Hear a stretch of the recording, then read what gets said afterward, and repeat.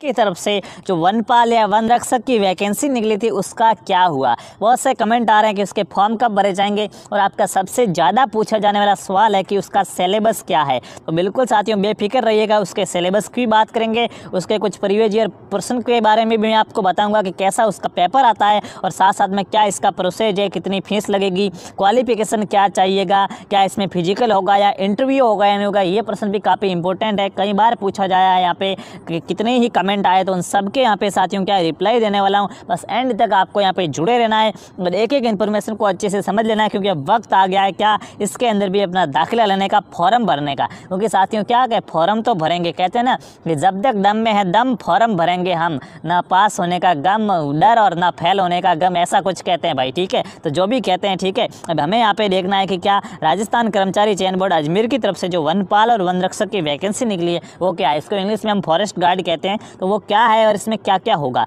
देखिएगा। ये जो पेड़ पौधे होते हैं, वनों के अंदर जो उद्यान वगैरह होते हैं, जो कुछ भी वन होते हैं ना, उन वन क्षेत्र की रक्षा के लिए ये वैकेंसी है जो वनपाल और वन रक्षक के रूप में निकलेगी। ये तो मैं आपको बता दूं। हर साल साथियों ये वैकेंसी क्या, हर साल ये वैकेंसी वन विभाग निकालता था। कौन? वन विभाग की तरफ से निकलती थी, वन विभाग इसका एग्जाम कराता था। लेकिन इस बार ये राजस्थान कर्मचारी चयन बोर्ड अजमेर यानी कि RMSSB जयपुर की तरफ से निकली है। ये अजमेर नहीं है, गलत टाइपिंग है, क्या है, जयपुर की तरफ से निकलती है। राजस्थानी कर्मचारी चयन बोर्ड जो जयपुर है उसकी तरफ से साथियों ये वैकेंसी निकली है।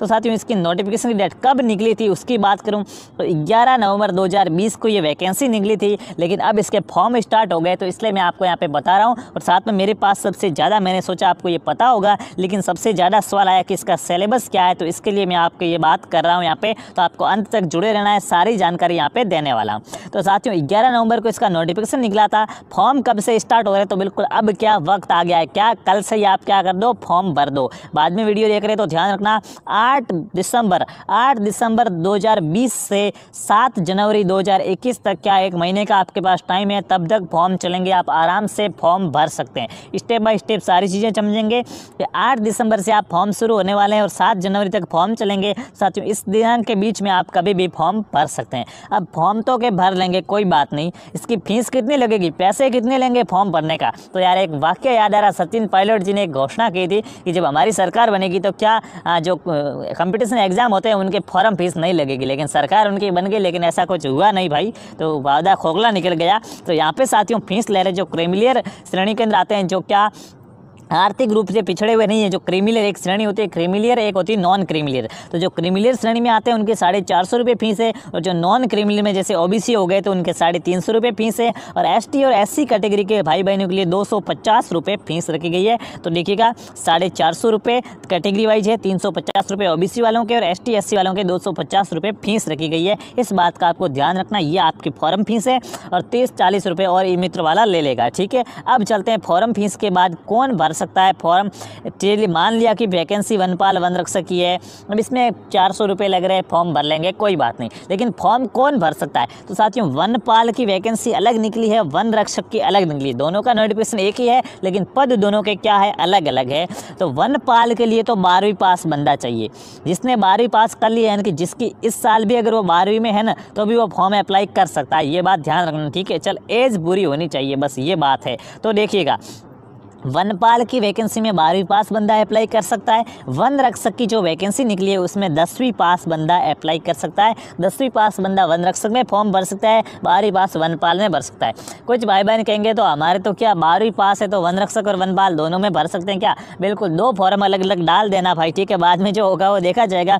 आपको पता है पुलिस में भी कई लोगों ने क्या 2-2 एग्जाम दिए है, तो आप फॉर्म से तो चूकना ही नहीं है। बस ये है कि पैसे डबल लगेंगे, वनपाल का फॉर्म भरने के पैसे अलग लगेंगे, वन रक्षक का भरने के अलग लगेंगे। तो ये आपका निर्णय है कि आप कौन सा फॉर्म भरना चाहते हैं या फिर दोनों फॉर्म भरना चाहते हैं। तो 10वीं पास और 12वीं पास के लिए वैकेंसी। अब आयु की बात करें तो अगर आपको वनपाल के लिए फॉर्म भरना है ना तो 1 जनवरी 2021 तक अपनी एज को कैलकुलेट कर लीजिएगा, आपकी जन्म डेट क्या है, और 1 जनवरी 2021 तक आपकी कितनी डेट होती है वो आप पता कर लेना। तो 1 जनवरी 2021 तक आप अगर 18 साल से 40 साल के बीच हैं, 18 से 40 के बीच आपकी उम्र हो चुकी है, तो साथियों आप क्या वनपाल नेपाल में फॉर्म भर सकते हैं।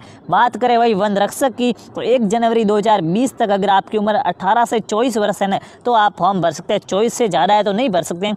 हालांकि इसने साथियों क्या एज के अंदर 3 साल की छूट दी है सभी को, क्योंकि साथियों ये वैकेंसी 2016 के अंदर निकली थी लास्ट, उसके बाद ये वैकेंसी नहीं आई है। काफ़ी 4 साल होने जा रहे हैं, काफ़ी टाइम हो गया है ना, तो वैकेंसी नहीं आई तो इसने क्या कर दिया 3 साल की छूट दे दी। क्योंकि जो वनपाल और वन रक्षक की पहले से तैयारी कर रहे हैं उनका क्या होगा, वो तो 3 साल में हो सकता है बाहर हो गए होंगे। तो सभी को ऑल कैटेगरी को यहाँ पे क्या 3 साल की छूट दी गई, यानी कि अधिकतम उम्र में छूटे जो 40 से यहाँ जगह 43 हो जाएंगे, जो 24 से यहाँ पे 27 हो जाएंगे, ये ध्यान रखना। बाकी कम से कम तो 18 साल की उम्र चाहिए आपको। 1 जनवरी 2021 तक अगर आप 18 साल के हो जाते हैं तो आप इस वैकेंसी के अंदर फॉर्म अप्लाई कर सकते हैं। उसके बाद बात करें इसके आगे की कि आगे और क्या है, तो देखिएगा पद कितने हैं इसके अंदर, तो देखिएगा कुल 1128 पदों के लिए वैकेंसी निकली है। 1128 के आसपास पद है, जिसमें वनपाल के 87 पद है और वन रक्षक के 1041 पद है। यानी साथियों क्या वन रक्षक के पद इसमें क्या है ज़्यादा है। वन रक्षक कौन सा भाई, तो 10वीं पास, जो 10वीं पास वैकेंसी है 18 से 24 साल तक के,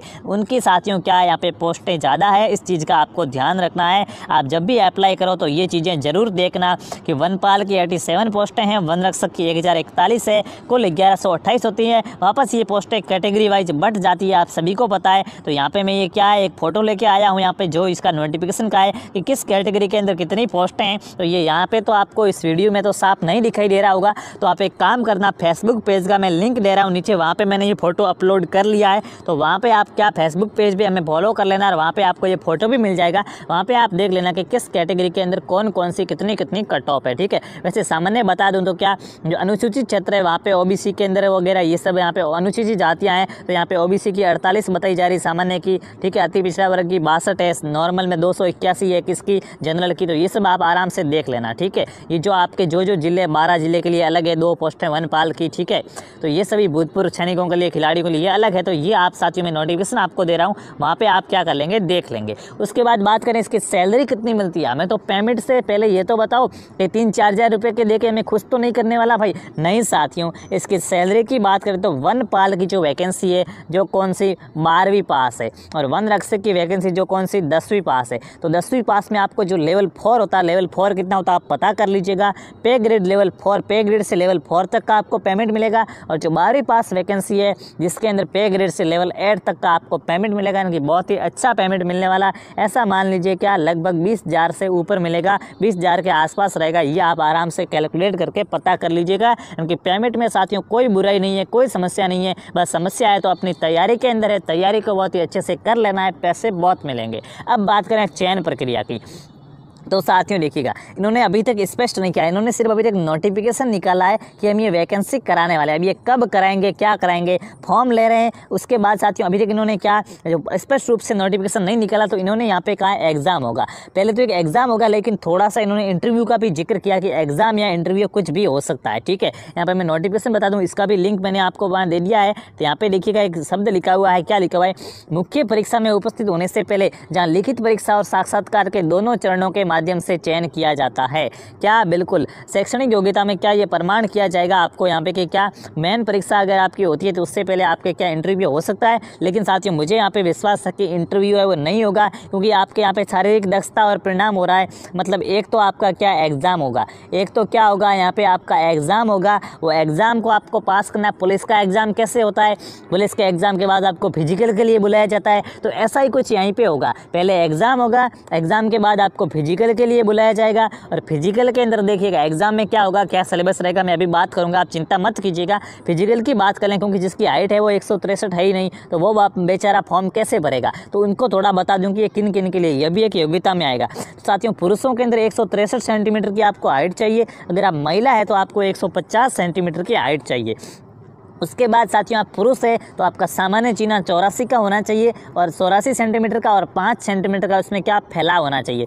अगर आप महिला है तो आपका सीना 79 यानी कि 79 का होना चाहिए और 5 सेंटीमीटर का उसमें क्या फैलाव होना चाहिए। ये बात आप ध्यान रखेंगे, ठीक है। ये बात आपको क्या करनी है साथियों, ध्यान रखनी। ये तो हमारे भारतीयों के लिए, अगर कोई नेपाली वेपाली है तो उसकी थोड़ी सी साइज़ क्या है, वहाँ पर छोटे लोग होते हैं ना, तो बिल्कुल साथियों क्या 152 और 145 है, ठीक है। तो ये साथियों आपकी क्या हाइट वगैरह होगी वो ध्यान रखना। उसके बाद फिजिकल में सिर्फ हाइट ही नहीं है बल्कि क्या है, सिटअप होंगे, यानी कि क्या, हाँ, बैठना उठना सिटअप। ठीक है, तो साथियों सिटअप क्या होंगे, 1 मिनट के अंदर 25 आपको करने पड़ेंगे। 1 मिनट में अगर आप 25 सिटअप कर सकते हैं तो आप क्या फिजिकल निकाल सकते हैं। और उसके साथ साथ साथियों क्या, क्रिकेट बॉल फेंक थ्रो, एक गोला फेंकना पड़ेगा आपको, बॉल फेंकनी पड़ेगी 55 मीटर दूर। भाई अभी से फेंकना शुरू कर दो, क्योंकि इसमें दौड़ तो है नहीं, दौड़ना तो आपको है नहीं, कूदना है यहाँ पे, तो क्या कूदना है और गोला फेंकना है। साथियों क्रिकेट की जो बॉल होती है ना, क्रिकेट की बॉल आपको 55 मीटर फेंकनी है। नाप बना लो कि भाई वो सामने वाली खिचड़ी है वो 55 मीटर है, तो वहाँ तक जानी चाहिए मेरी बॉल। ठीक है, हाँ ठीक है ना, तो क्रिकेट बॉल 55 मीटर आपको फेंकनी आनी चाहिए। उसके साथ साथ जो गोला होता है ना महिलाओं के लिए, ठीक है, पुरुषों को तो क्रिकेट की बॉल फेंकनी है और सिटअप करना है। ठीक है, तो आपको तो बॉल फेंकनी, भाई क्रिकेट के सभी खिलाड़ी होते हैं। ठीक है, अब महिलाओं के लिए लंबी कूद है, कितनी, महिलाओं के लिए 1.35 मीटर की लंबी कूद है। महिला अभ्यर्थी 1.35 मीटर की लंबी कूद उनको आनी चाहिए। साथ साथ में उनको साथियों क्या 4.5 मीटर का क्या साथियों गोला फेंकना भी आना चाहिए। ठीक है, गोला फेंकना आना चाहिए, 4.5 मीटर दूर आपको क्या गोला फेंकना होगा। ये महिलाओं के लिए योग्यता है जो आपको साथियों क्या ध्यान रखने चाहिए। बाकी आप सभी को पता है जो घुटने हैं वो जुड़े हुए नहीं होने चाहिए, 90 डिग्री का पूरा शरीर उठना चाहिए। तो ये सब तो आपको पता है, जो पुलिस में होता है वैसा का वैसा है। बाकी यहाँ पे जो ये दौड़ वोड़ नहीं है, ये मैंने आपको यहाँ पे बता दिया। अब यहाँ पे आपकी बात आती है कि चलो फिजिकल के अंदर तो हम एलिजिबल है, हमारी हाइट वगैरह सब आपने बताई उतनी है, 55 मीटर हम बॉल भी फेंक लेंगे, पहले सिलेक्शन तो करने दो। तो उसमें साथियों क्या है, एग्ज़ाम होगा, एग्ज़ाम का सिलेबस क्या है उसकी बात यहाँ पे करें। तो देखिएगा 2016 के अंदर वन विभाग की वैकेंसी निकली थी, उसमें जो सिलेबस था उस सिलेबस की मैं बात करूँगा। लेकिन साथियों मैं यहाँ पर माफ़ी चाहूँगा, एक यहाँ पर चेंजेज क्या है, थोड़ा सा मुझे यहाँ पर डाउट हो रहा है, क्योंकि 2016 के अंदर ये वैकेंसी किसने कराई थी, वन विभाग नहीं कराई थी। लेकिन अब की बार साथियों ये वैकेंसी कौन कराएगा, ये RMSSB कराएगा, जो राजस्थान कर्मचारी चयन बोर्ड है वो कराएगा। तो मेरे हिसाब से वो सिलेबस में चेंज अवश्य करेगा, जो सिलेबस था वैसा का वैसा नहीं रखेगा, थोड़ा बहुत तो उसमें बदलाव अवश्य करेगा, देखना। क्योंकि साथियों वन विभाग ने ठीक है हिसाब का पेपर बनाया होगा, और RMSSB के पेपर कैसे बनते हैं आप सभी को पता है, तो वो सिलेबस में चेंज तो करेगा। तो पॉसिबल है, मे बी चेंजेज पॉसिबल है कि क्या चेंज हो सकता है। लेकिन जो आप कहेंगे चलो चेंज होगा वो बाद में देखा जाएगा, अभी तो आप बताओ सिलेबस क्या है। तो बिल्कुल साथियों अभी इसके सिलेबस की बात करें तो देखिएगा, दैनिक विज्ञान, विज्ञान नहीं है, ठीक है, दैनिक विज्ञान है। आप दैनिक विज्ञान में कपड़े धोते हो तो कपड़े धोने के अंदर साबुन होता है, उसका सूत्र क्या हो जाएगा, धोने का सोडा है उसका सूत्र क्या हो जाएगा। रसोई घर में पकोड़े बनाते हो तो आप उसमें खाने का सोडा डालते हो तो उस सोडे का सूत्र क्या, यानी कि दैनिक जीवन के अंदर जो आप विज्ञान यूज करते हो ना, उठते बैठते हमारे जी के आसपास के जितने भी जो विज्ञान की चीज़ें, एवरीडे साइंस कहेंगे हम इसको, यानी कि हिसाब की साइंस है, दैनिक विज्ञान के कुछ प्रश्न आएंगे। उसके बाद साथियों क्या दूसरा सब्जेक्ट है गणित या रीजनिंग, थोड़े से क्या रीजनिंग और गणित के प्रश्न भी इसमें पूछे जाएंगे। ये बात ध्यान रखना, घबराना नहीं है, ज़्यादा लेवल हार्ड नहीं होता है। गणित में अब परसेंटेज हो गए, लाभ हानि वगैरह हो गया, अनुपात समानुपात, आयु वाले प्रश्न, ऐसे ही ब्याज वाले प्रश्न ऐसे ही आते हैं, ज़्यादा हार्ड प्रश्न यहाँ पे नहीं आएंगे, ध्यान रखना। उसके बाद साथियों पिछली बार है ना सोशल स्टडीज़ से प्रश्न आए थे, सामाजिक विज्ञान से भी पिछली बार प्रश्न आए थे। हमारे जो पर्यावरण अध्ययन होता है ना, पर्यावरण अध्ययन, ठीक है, पर्यावरण अध्ययन से भी पिछली बार प्रश्न आए थे। तो इस बार शायद RMSSB का ऐसा कोई पेपर नहीं है जिसमें वो पर्यावरण अध्ययन से प्रश्न पूछ दिए। तो मेरे यहाँ पे डाउट ये है कि अब की बार ये सब्जेक्ट हट सकता है, पर्यावरण अध्ययन है वो अब की बार हट सकता है, क्योंकि RMSSB है वो पर्यावरण अध्ययन नहीं रहती है सिलेबस के अंदर। तो एक ये पिछली बार वन विभाग ने दिया था, तो अब की बार ये हट सकता है।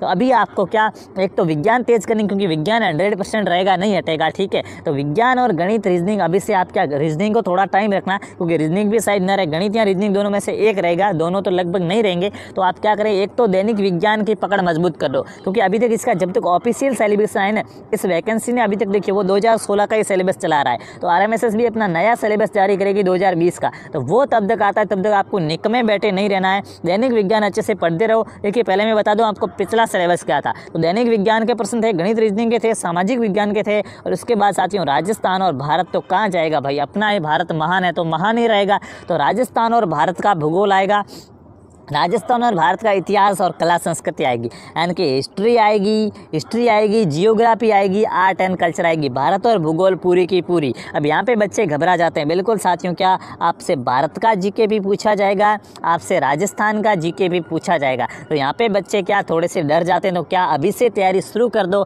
अभी तक फॉर्म भरे जा रहे हैं, फॉर्म भरे जाएंगे, फिर 3-4 महीने बाद एग्ज़ाम होगा, तो तब तक आप क्या भारत और राजस्थान का जीके बहुत ही अच्छे तरीके से तैयार कर लेना है। अभी क्या कर देंगे, चैनल को सब्सक्राइब कर देंगे, बहुत ही अच्छे तरीके से हम यहाँ पे क्या पढ़ने वाले हैं। उसके बाद यहाँ पे क्या करंट अफेयर्स के प्रश्न आएंगे, भारत और राजस्थान का आपको करंट अफेयर भी पूछा जाएगा, जो क्या जीके के अंदर ही आएगा, यानी कि इसको पूरे को क्या कहा जाएगा, इस पूरे को कहा जाएगा जीके, सामान्य ज्ञान, ठीक है, जनरल अवेयरनेस। तो ये एक ही टॉपिक है, इसमें भारत भूगोल, राजस्थान भूगोल, भारत का राजस्थान का इतिहास वगैरह करंट अफेयर सारा का सारा आ जाएगा। दूसरा यहाँ पे दूसरा टॉपिक यहाँ पे क्या हो जाएगा सिलेबस का, दूसरा हो जाएगा साथियों साइंस, ठीक है। और तीसरा कौन सा हो जाएगा, तीसरा हो जाएगा गणित। यानी कि मुख्य रूप से यहाँ पे 3 टॉपिक दिए हुए, लेकिन इनके अंदर और भी होते हैं। तो अब की बार कौन कौन से रहेंगे देखिएगा, एक मेरे को पता है यहाँ पे सामाजिक विज्ञान लगभग हट जाएगा, पर्यावरण अध्ययन वो हट जाएगा। तो बाकी वाले कौन कौन से रहेंगे, जो गणित या रीजनिंग में से एक रहेगा, ये तो परफेक्ट है। तो आप गणित और रीजनिंग तो अभी से तैयार करना शुरू कर दो। साइंस तो 100% रहने वाली, इसको आप अच्छे से तैयार कर लो। और भाई राजस्थान जीके, राजस्थान की वैकेंसी है तो आएगा ही, तो राजस्थान जीके और इंडिया का जीके भी आएगा। साथ साथ में करंट अफेयर के लिए आपको क्या क्रोनोलॉजी होती है, जो मूवमेंट आती है राजस्थान की फेमस, उन सबको लाके भी क्या अच्छे से पढ़ते रहना है। तो ध्यान रखना ये रहने वाला साथियों आपका सिलेबस। आप सभी के डाउट थे कि सिलेबस क्या रहने वाला, तो एक बार क्या स्क्रीनशॉट ले लेंगे कि सिलेबस क्या पूछा जाएगा आपके एग्जाम के अंदर। यहाँ पे मैथ, रीजनिंग आएगी, साइंस आएगी, राजस्थान और भारत का जीके आएगा, उसके साथ साथ करंट अफेयर पूछा जाएगा। और पिछली बार पर्यावरण अध्ययन से भी प्रश्न आए थे, लेकिन इस बार लगभग नहीं आएंगे। फिर भी जैसे ही जो ऑफिशियल सिलेबस आएगा ना, अभी फॉर्म भरे जाएंगे तब तक आपका ऑफिशियल सिलेबस भी आ जाएगा। तो जैसे ही ऑफिशियल सिलेबस आएगा तब मैं आपको एक वीडियो बना के और बता दूंगा कि इसका ऑफिशियल सिलेबस क्या है और प्रत्येक कैसे इसमें आपको सिलेक्शन लेना है, स्मार्ट स्टडी कैसे करनी है, कैसे आप इसमें जल्दी सिलेक्शन ले सकते हैं, उन सब के बारे में बताऊंगा। कि साइंस के लिए आपको कौन सी बुक पढ़नी है, राजस्थान जीके के लिए कौन सी गाइड पढ़नी है, करंट अफेयर कहाँ से पढ़ना है, मैथ रीजनिंग कहाँ से पढ़नी है, सारी की बातें बताऊंगा। लेकिन अभी तक इसका सिलेबस तो फिक्स नहीं है ना, तो मैं अभी से आपको बता दूंगी तैयारी कैसे करनी है, रीजनिंग के इतने प्रश्न आएंगे, साइंस के इतने, ये अभी तक तय नहीं हुआ है ना। तो अभी तक आपको इन सब्जेक्ट की तैयारी करनी है। जैसे ही तय होगा कि इतने प्रश्न वहाँ से आएंगे, इतने वहाँ से आएंगे, तो मैं आपको एक बड़ा अच्छा सा प्लान दूंगा, जहाँ से क्या अचूक तरीके से अर्जुन की जो चिड़िया की आंख थी ना, उसी तरीके से क्या आप अपने टारगेट पे वार कर पाएंगे और आराम से इस नौकरी को क्या अचीव कर पाएंगे। तो तब तक के लिए साथियों क्या, जैसे ही ऑफिशियल नोटिफिकेशन आएगा मैं आपको सूचना दूंगा। इसके लिए आपको चैनल को सब्सक्राइब करके बेल आइकन को ऑल पे क्लिक कर देना है, ताकि हम अगले नोटिफिकेशन के साथ मिल सके। तो तब तक खुश रहिए, अच्छे रहिए। जय जय राजस्थान।